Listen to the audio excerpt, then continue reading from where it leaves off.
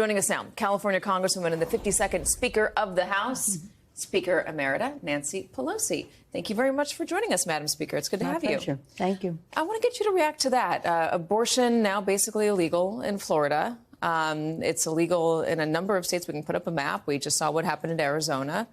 The travel that women need to endure to get an abortion, even in emergencies. What do you make of that? Well, people have to view abortion as a democracy issue. This is about freedom to make your own decisions for a woman. It's a personal decision. It's an economic decision at the kitchen table of America's families, if and when they would expand their families or even start their families. So this thing in Florida, I mean, typically it probably happened by guys because in 6 weeks you practically don't even know that you are pregnant, much less be able to intervene, as difficult as it is there. Virginia is the only state in the South that does not have a ban on a woman making her own choice about her reproductive health. And so that's a distance for them to people to come.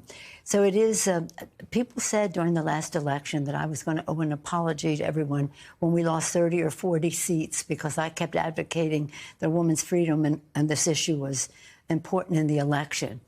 We lost 5 in New York, not 30 or 40, and people saw the power of women coming forth and their families for their freedom. It's a freedom issue. Do you think it's going to be a more powerful issue at the ballot box this time around? Well, it is, because the fact is that no matter what he says, there will be a national abortion ban, and that would be horrible for our country. Why do you say that, no matter what Donald Trump says? Do you believe him? Have you ever believed anything he said? Well, tell me how it would get enacted, because it would have to, a federal abortion ban would need a majority in the House and the Senate and the president to sign it. That's right. And that's why we have to win it all. We have to win the White House with our re-elect our great president of the United States, Joe Biden, who has a vision for America, is in keeping with the vision of our founders, the sacrifice of our men and women in uniform, the aspirations of our children and their families. A person who, because of his experience, his long-term, his age, he knows the issues so well and is strategic and has proven in 2 years when we had the majority that he can get the job done. He knows how to do it. And in his heart, he cares so much about the people of America. So we're very proud of him and what he will put forth, and the contrast between him and a possible alternative is vast. Just sticking on the issue of abortion, what can he do with another term? If he has a Democratic House and maybe a Democratic Senate, what can he do on the issue of abortion to protect it, even perhaps in states that it's not currently protected?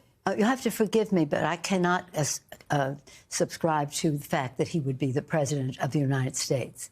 But if he were... No, I'm talking about President Biden. If President Biden gets reelected and there is a Democratic House and a Democratic Senate, what can President Biden and the Democrats do to protect abortion nationwide? Very clearly, we can enshrine into the law Roe v. Wade.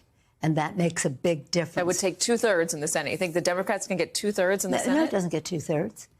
No, it doesn't. I mean, 60 votes is the Senate now, but if we win 50 plus 1 in the Senate, 50 plus the vice president, we can overturn the 60-vote rule. The filibuster. The filibuster, and pass it with a 51-vote margin. And that's what we need to do. Why do you think the Democrats have been so hesitant in the Senate to overturn the filibuster up till now? I mean, they haven't yet done it. Senators, because I think it's, first of all, we had a compromise to put our country together, and they gave small states, and we're a state of 40 million people in California, tens of millions in New York, and we have 2 senators, and states that have 1 member of Congress have 2 senators. So, okay, that's the compromise. We respect that. It's in our Constitution.